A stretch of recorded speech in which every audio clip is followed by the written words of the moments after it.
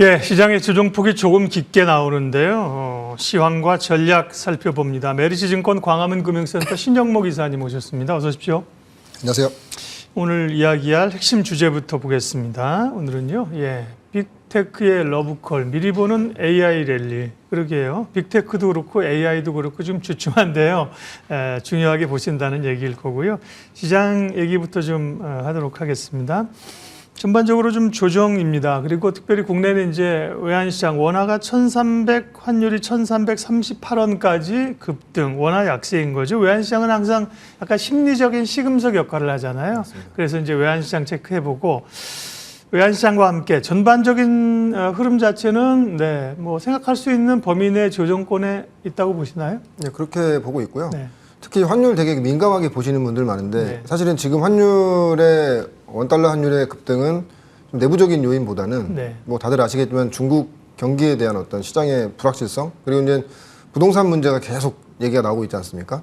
그러다 보니까 사실은 우리나라가 뭐 달러 환율이랑도 굉장히 중요하지만 이 위엔화 환율과도 굉장히 연동성이 있기 때문에 아무래도 지금 미국은 계속 이제 금리 인상 이제 어느 정도 이제 지점에서 끝날 것으로 예상되지만 반대로 지금 중국은 경기 침체로 인해서 금리 인하를 하고 지금 장단기채를 지금 다 금리를 오히려 내리고 있거든요. 최근에 이제 그래서 이제 여행을 풀어주는 것도 어떤 소비를 좀 더 진착시키기 위해서 풀어주는 거라는 얘기도 있고. 근데 사실은 이런 식으로 지금 원달러 환율이 강세 구간으로 들어가게 되면은 기조 자체가 잘 끊어지진 않습니다.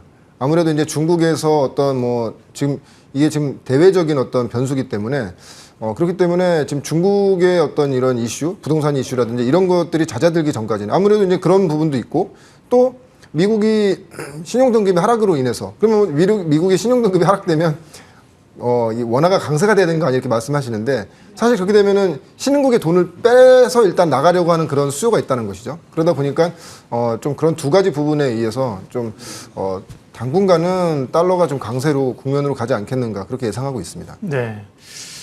오늘 주제는 이제 AI인데요. 이제 사실은 AI가 워낙 그동안 강한 그 미국의 대형 기술줄 중심으로 해서 시장의 중심을 잡아왔죠. 그러다가 살짝 좀 요즘 이제 엔비디아도 그렇고 조정권역에 이제 와 있는 상황인데 그렇다고 미국의 이 빅테크 기업들이 이에 대한 투자를 뭐 당연히 멈출 리가 없고요. 물밑에서는 계속 이제 움직임이 있을 겁니다. 그래서 아마 오늘 이제 AI 관련주를 뽑아주신 것 같은데요.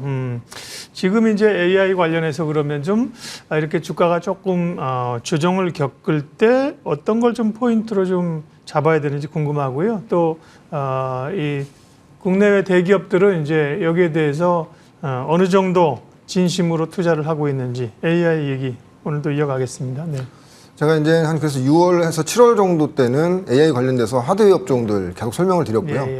이제 지난달 말부터 이제 소프트웨어 관련된 회사들 계속 말씀드리고 있는데 계속 진행형입니다. 근데 저는 좀 이렇게 생각을 해요. 저는 이제 왜냐면은 뭐 시장에 지금 뭐 소비재라든지 국내 소비재라든지 중국 관련돼서 여행 관련주들 굉장히 강세이긴 한데 전체적인 큰 산업적인 섹터에서의 큰 흐름은 이거는 이제부터 시작이라고 말씀드리는 것이고 물론 이제 주가의 오름으로 인해서 주가가 조정받는 그런 국면이 분명히 있을 겁니다. 지금 당연히 지금 이제 하드웨어 업종들 최근에 많이 올랐던 업종들 고점 대비해서 한 20-30% 정도 조정을 받고 있고요. 그래서 지금부터 이제 정말 공부해서 실질적인 수혜주를 우리가 찾아야 된다고 보고 있고 뭐 계속 말씀드리지만 하드웨어는 주로 이제 HBM 이런 쪽이죠. 맞습니다. 뭐 한미반도체라든지 맞습니다. 그 전에 설명드렸던 종목들이고요.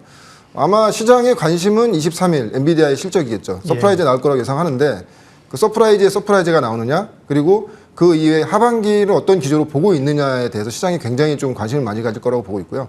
아마 그때를 기폭제려서 아마 이 기존의 기판이라든지 장비라든지 이런 회사들의 주가가 다시 또 이제 변곡점이 올 거라고 보고 있고 중요한 건 방금 전에 화면 보시면 아시겠지만 그 애플이라든지 MS라든지 알파벳 뭐 구글이죠. 아마존, 엔비디아, 테슬라, 메타, 뭐 삼성전자도 밑에 있긴 한데 지금 이 기업들 여기 보면 화면 보시는 이 기업들이 미국의 시가총액 그 순서대로 나온 겁니다. 1위부터 7위까지가 나온 것이고요. 근데 지금 이 AI 생성형 AI로 인해서 기존에 보면은 하드웨어의 강점을 가진 회사들이 있고 소프트웨어 강점을 가진 회사들, 유통의 강점을 가진 회사들이 자기 영역에서 어떤 성장 동력을 키워왔는데 이런 생성형 AI의 진입, 이 시장에 나옴으로 인해서 경계가 불분명해지고 이제 사실은 경쟁 구도가 더욱더 복잡하게 됐다. 그래서 지금 보시면 모든 업체들이 물론 이제 어느 정도 강도로 뛰어드냐에 따라서 틀리긴 하지만 분명한 것은 소프트웨어 쪽에서는 MS가 먼저 오픈 AI를 장착하면서 뭔가 기업의 변화를 보여줬고요.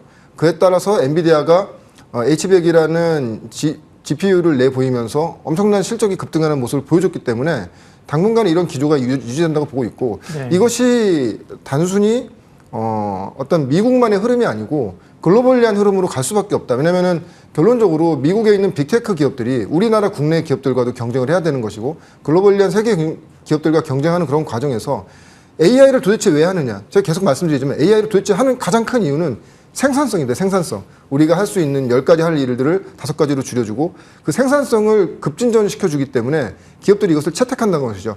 단순히 생산성만 높아지는 것뿐만 아니라 생산성을 높임으로 인해서 수익률이 더 좋아지고 기존 사업이 더 확장되는 그런 어떻게 보면은 다른 영역으로 진출할 수 있는 지금 화면에 보시는 이런 빅테크 기업들이 다른 영역으로 진출할 수 있는 어떤 그 AI를 통해서 진출할 수 있는 시장이 형성된 것이기 때문에 이것은 여기에 들어오는 어떤 새로운 성장 동력을 갖고 관심 있는 기업들이 들어오는 것이 아니고 자기의 영역을 뺏길 수도 있습니다. 그렇기 때문에 기업들의 사활을 걸고 지금 들어오고 있다고 보고 있거든요. 그렇기 네. 때문에 지금 일단은 1차적으로는 상반기에 보면은 AI 관련 소프트웨어 업종들 말 그대로 이제 테마주였죠. 어떤 대기업들의 어떤 지분이 들어가 있는 종목들이 굉장히 강한 흐름이 나오면서 좀 관심을 많이 끌었고요. 그 이후에 엔비디아의 실적이 나오면서 하드웨어 업종의 어떤 반도체 하드웨어 업종의 성장 동력을 지금 엔비디아가 새롭게 제시를 했고요.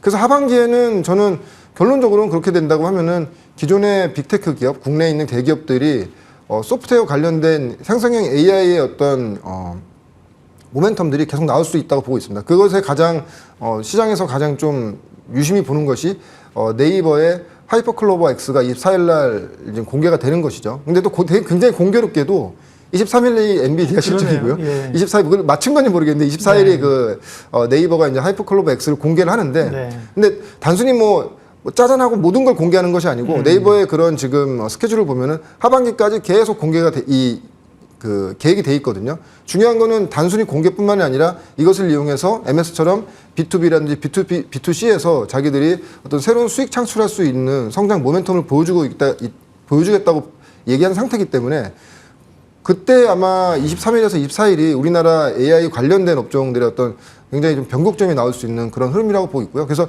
그런 관련된 종목들을 계속 이렇게 조정받을 때, 그러니까 올라갈 때 사실 말씀드리면 저도 부담되고요. 차라리 이렇게 조정받을 때 우리가 공부 차원에서 네. 시장에 뭐 수급이라든지 눈 쏠림은 어떤 테마주라든지 새로운 열리는 산업에 대해서 눈이 쏠리고 있지만 한편으로는 이런 쪽에서도 우리가 계속 공부를 해서 이 업종의 반등이 나올 때 어떤 변곡점이 나올 때 우리가 좀 베팅을 할 수 있는 그런 그 종목들을 풀을 늘려가자 이렇게 말씀드리겠습니다. 네. 근데 이제 트레이딩 하시는 분들은 그날 오르는 거 얘기해 주는 걸 솔직히 좋아하시죠. 맞습니다. 네. 근데 그러다 보면 피곤합니다. 네. 그렇게 수익이 기회가 있죠. 근데 오늘 제가 생각한 게 이게 미스터 마켓에 휘둘리다 보면 정신없습니다. 그러니까 꼭 조정이 아니라 핵심 AI 얘기 계속 하시는 게 오늘 같은 경우도 지금 이제 이 산업의 증시의 트렌드에 있다는 거 아니에요? 그래서 그동안은 이제 하드웨어 쪽을 얘기하셨는데 오늘은 이제 소프트웨어 쪽에서 한 말씀만 좀 드리면 그러니까 원래 구글이 이쪽에 강자인데 그죠? 마이크로소프트가 오픈AI에게 치고 나가니까 다른 기업들도 선택이 아니라 이제는 정말 뒤처지면 안 되니까 다들 뛰어드신 상황입니다. 그러면 AI인지 소프트웨어를 좀 주목하는데 국내에서 가장 근접한 관심 있는 기업은 어디로 보세요? 당연히 제가 이제 지난주 한 2시간 정도로 활용해가지고 한 번은 이제 네이버에 대해서 말씀드렸고요. 네. 이제 카카오에 대해서 말씀드렸고 소프트웨어 업체죠 대표적으로. 오늘은 삼성 SDS입니다. 방금 전에도 말씀해 주셨듯이 이 영역이 파괴되는 것이거든요. 지금 그동안에 MS가 구글에게 뺏겼던 검색 시장을 지금 다시 찾기 위해서 이 AI의 드라이브를 걸고 있듯이 구글은 반대로 아마존에 지금 자기가 뺏겼던 유통 시장을 찾기 위해서 더 AI 쪽에 더 심혈을 기울이는 것이고요. 중요한 것은 아까 첫 화면에 제가 보여드렸다시피 거기 보시면 아시겠지만 소프트웨어라든지 하드웨어 업종 할 거 없이 글로벌 빅테크 기업들이 모두 참여가 돼 있다고 말씀을 드리는 것이고 특히 우리가 이제 눈여겨볼 것이 애플과 테슬라라고 보고 있습니다. 왜냐하면 대표적으로 디바이스 어떻게 됐건 간에 이제 이 테슬라 같은 자동차도 결론적으로 움직이는 컴퓨터가 될 것인데 이런 하드웨어를 주로 만드는 업체조차도 여기 이 시장에 뛰어든다는 것은 그만큼 이 확장성이나 이 어떤 여기서 생산성을 높임으로 인해서 기업이 얻을 수 있는 것이 많다는 것이죠. 만약에 애플에서 아이폰에 굉장히 좀 완성도 높은 애플 GTP가 지금 나온다고 했을 때 삼성의 갤럭시 폰을 써야 될 이유가 점점 줄어들겠죠. 반대로 테슬라에 나오는 전기차가 거기에 자체적인 어떤 그 차를 탔을 때 자체적인 플랫폼에 갖춘 AI를 갖추고 나온다고 하면은 좀 더 테슬라를 사야 되는 그런 이유가 높아지는 것이겠죠. 그러니까 지금 소프트웨어 업종과 하드웨어 업종의 경계가 부서지는 그런 국면이기 때문에 당연히 여기서도 삼성전자가 이 부분에 대해서 굉장히 민감하게 볼 수밖에 없다고 보고 있고, 그렇게 된다고 하면은 삼성전자의 전반적인 IT 쪽을 맡고 있는 삼성 SDS의 어떤 시장이 굉장히 주목할 수 있는 그런 구간이라고 보고 있습니다. 특히 삼성전자 같은 경우에는 시장에서 뭐 여러 가지 얘기가 지금 많이 나오고 있긴 한데요. 삼성전자 자체에서도 지금 생성형 AI에 대해서 지금 드라이브를 걸고 있습니다. 아마 시장에서 예상하는 거는 삼성전자가 자체적으로 AI를 개발하는 플랫폼 자체는 아마 제조의 혁신, 제조의 생산성을 높이는 아마 쪽으로 지금 AI를 개발하고 있는 걸로 알고 있고요. 삼성에 보면 삼성그룹과 관련된 굉장히 많은 그 그룹들이 있지 않습니까?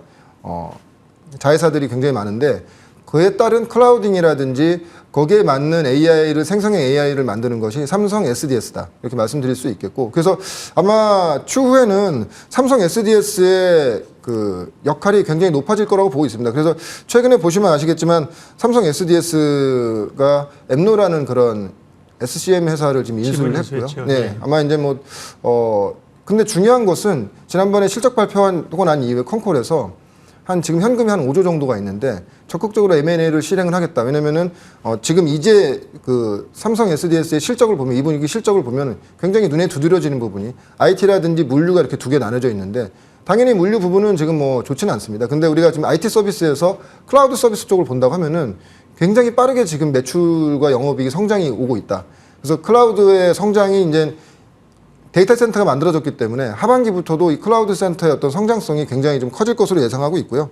그래서 이 클라우드 서비스가 더 커짐으로 인해서 수익성이 향상이 되는 그런 그림.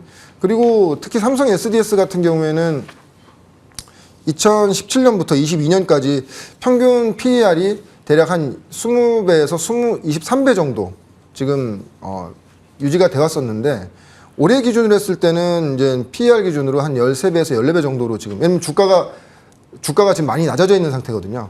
그렇게 된다면은 밸류에이션적인 매력도 있는데 삼성과 함께하는 삼성그룹에서 생성형 AI의 어떤 핵심적인 주도적인 역할을 한다고 하면은 그에 따른 모멘텀도 향후에는 좀 시장에서 볼 수 있겠다. 그렇게 볼 수 있겠고. 그래서 아마 삼성도 삼성 나름대로 만든다고 하지만은 지금 네이버와 카카오도 지금 생성형 AI 쪽에 굉장히 심혈을 기울이고 있고 삼성그룹 자체에서도 삼성전자와 삼성 SDS에서 같이, 물론 나중에 뭐 또 어떻게 협업하는 그림이 나오겠지만 지금 구간에서는 삼성 SDS도 우리가 생성형 AI, 그러니까 우리가 글로벌 빅테크에서만 보는 생성형 AI뿐만이 아니라 국내 기업에서도 찾아본다고 했을 때도 삼성 SDS가 향후에 큰 주도적인 역할을 할 수 있는 그런 국면이라고 보고 있고요. 근데 이제 계속 말씀드리지만 어떤 밸류가 비싸거나 아니면은 너무 지금 뭐 고평가돼 있는 이런 상태라고 한다면은 사실 뭐 이렇게 대형업 정도 말씀드리기 부담스럽긴 한데 밸류에이션이 계속 말씀드리지만 밸류에이션적인 매력도가 있고 현금이 5조가 있는 이 현금을 가지고 분명히 앞으로 이 성장성 있는 클라우드라든지 생성형 AI 쪽으로 드라이브를 걸게 된다면 충분히 어떤 모멘텀 요인이 충분하다고 보고 있습니다. 한 가지 의문을 좀 제기해 보겠습니다. 예, 국내 AI가 이제 시장의 핵심 성장 산업에 있다는 거는 의구심이 없고요. 그래서 국내 핵심 관련주가 뭐냐, 핵심이라는 단어를 썼습니다. 핵심 관련주가 뭐냐를 찾으려고 하는 건데 네이버 말씀하셨고요, 이미 그죠? 어제 이제 증권사 자료들은 찐수혜주가 또 SK텔레콤이다 이런 자료도 있었는데 오늘 삼성 SDS를 말씀하셨는데 SDS의 그룹 내에서의 그런 시스템 지원 뭐 이런 거는 충분히 이해가 되는데 이게 삼성그룹을 넘어서 소위 이제 아까 말씀드린 뭐 네이버나 이런 쪽으로 국내에 정말 더 큰 그림의 AI 그림을 그리고 주도해 나갈 수 있겠느냐 이런 살짝 의구심. 맞습니다. 근데 물론 지금 확인해 봐야 되는 것이고요. 아마 삼성 SDS에서 하는 것은 지금 클라우드 서비스 같은 경우에는 삼성 자체 내에 어떤 그 클라우드 서비스뿐만이 아니라 국내 진출해 있는 글로벌 기업들에게도 이 클라우드 서비스를 제공하고 있거든요. 분명한 것은 이 생성형 AI를 제가 이제 지난주에도 설명했지만 왜 스타트업이나 중견기업이 하기 힘드냐면은 굉장히 많은 돈이 들어가기 때문에 그 언어를 구사하기 위해서. 근데 거기서 가장 적극적인, 그러니까 삼성 SDS도 당연히 B2B 쪽에 열려 있다는 것이죠. 그러니까 물론 지금 우리가 이 아직 그 제대로 된 어떤 플랫폼이 나오지 않은 상태에서 네. 삼성이 과연 할 수 있겠느냐라고 생각할 수 있겠지만 그런 것이 모멘텀이 된다는 것이죠. 그리고 중요한 것은 삼성 SDS 자체도 앱노라는 회사를 인수한다든지, 왜냐하면 기존에 우리가 삼성의 어떤 지분 투자 구조를 봤을 때 지분을 어느 정도 투자를 했지 실제로 인수하는 사례는 굉장히 적었거든요. 그렇죠. 예. 특히 이제 삼성전자 같은 경우에는 레인보우 로보틱스를 인수했고요. 네. 삼성 SDS는 이제 앱노라는 이런 SCM 회사를 인수했다는 것 자체가 이쪽으로 굉장히 큰 드라이브를 걸고 있다. 근데 거기서 우리가 봤을 때 삼성 SDS의 밸류에이션이 전혀 지금 나쁘지 않은 상태이기 때문에 네. 그런 부분으로 본다고 하면은 어떤 기대감과 나중에 물론 이제 그런 것들에 과연 이 어느 정도까지 진행이 할 수 있는지, 과연 확장성을 가져가는지 우리가 확인해 봐야겠지만 네. 지금은 충분히 밸류에이션적으로 모멘텀적으로는 우리가 접근해 볼 수 있는 그런 구간이라고 보고 있습니다. 네. 예, 뭐 당연하신 말씀이고요. 좋습니다. 근데 제가 이제 조금 더 상대 다른 시각으로 좀 질문을 드려봤던 거고요. 주가는 변동성은 좀 있지만 레벨 자체가 한 12만 원에서 13만 5천 원으로 뭐 조금 올라와 있습니다. 가격 전략 좀 알려주십시오. 예, 목표가는 한 20만 원 정도, 네. 손절가는 13만 원 정도로 올 하반기까지 보신다고 하면은 네. 좋은 흐름 나올 것으로 예상하고 있습니다. 네. 어떻게 보면 이제 AI 관련된 걸 계속해서 말씀하고 계세요. 사실은 처음에는 이제 AI 관련된 하드웨어 관련해서 쭉 밸류 체인들을 몇 주 얘기하셨고요. 최근에는 소프트웨어 쪽으로 해서 네이버를 먼저 말씀하셨고 카카오를 말씀하셨고 오늘은 삼성 SDS를 얘기하셨습니다. 메리츠증권 광화문 금융센터 신영목 이사님과 함께했습니다. 고맙습니다. 고맙습니다.